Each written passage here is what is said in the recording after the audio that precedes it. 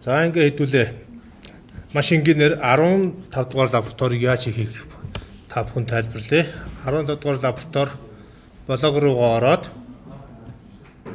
блогийнхоо 15 дугаар лаборатори 15.1 15.2-ыг хийнэ өнөөдөр.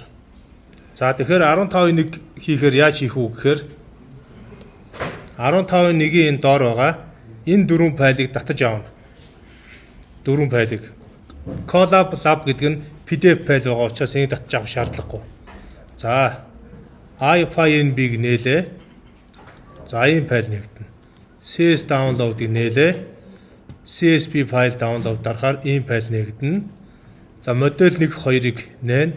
Энэ хоёр нь болохоор машин сургалтын загварын файлууд байгаа.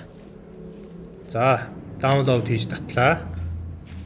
Decision tree HR data гэдгийг татлаа. Тэгэхээр нэг өсөндөө энэ хоёр файл нь болохоор шийдлийн мод буюу одоо хүний нөөцийн өгөгдлөгсөн файл байгаа. Decision tree HR data гэдэг нь. Нөгөөх нь random forest HR data буюу бас хүний нөөцийн файл байгаа. Random forest гэх нэртэй. За download датад авцсан. Үндсэн iPyNB файлаа татлаа. Датад авчлаа. Одоо CSV файлаа татахын тулд энэ дээр нь дарна. Download дээр дарлаа. За бас татагдлаа. За яаж татгцгийг мэдэх юм бэ гэх юм бол би бүтэж байгаа энэ браузер хэсгээс татсан файлуудаа харчна. За сүүлийн дөрвөн файл сая татсан файл байгаа. За тэгээ бид нэр одоо Jupyter Notebook нээн. За би бол шууд терминал дээрээс нь дуудаад ажиллуулна. Яагаад ингэсэн юм бэ гэхээр Mac үйлдвэрлэлийн систем дээр нээх болгонд алдаа заагаад ажиллахгүй байсан. Тэгэхээр шууд терминал дээрээс нь суулгацсан байхгүй юу?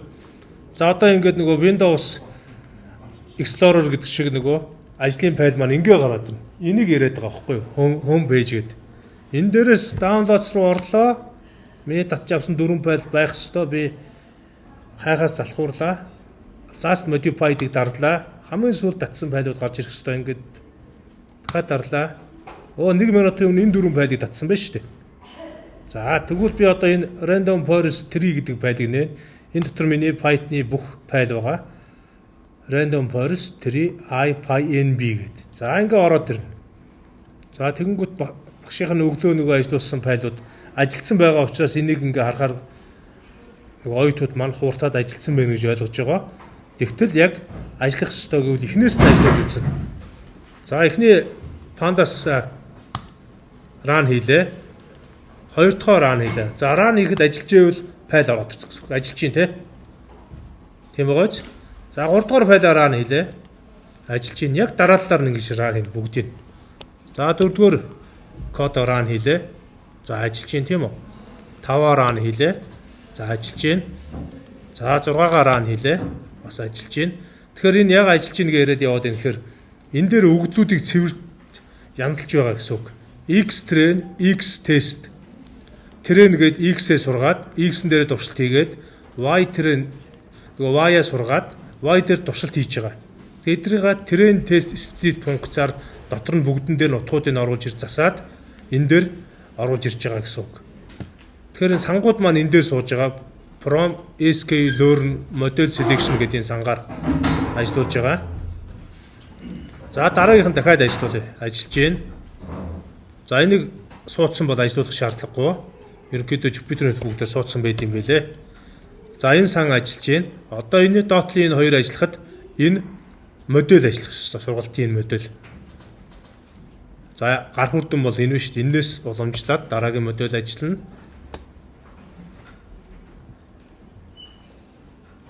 За энд уншаад хэлсэн тийм үү. Тэгэхээр бид нар уншихыг хүлээх ёстой гэсэн үг.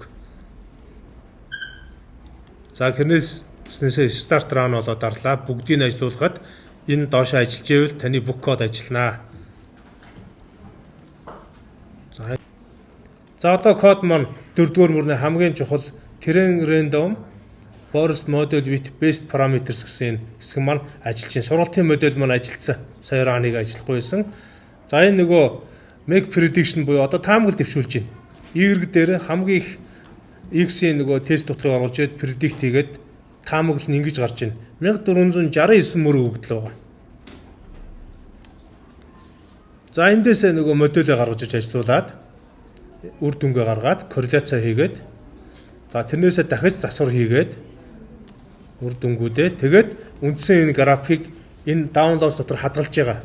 Хадгалахдаа энэ future importance random forest гэдэг нэрээр хадгалаад нэр нь одоо энэ дээр хадгалагдсан байна. Тийм үү? Зураг нь дараад орлоо хадгалагдсан байна.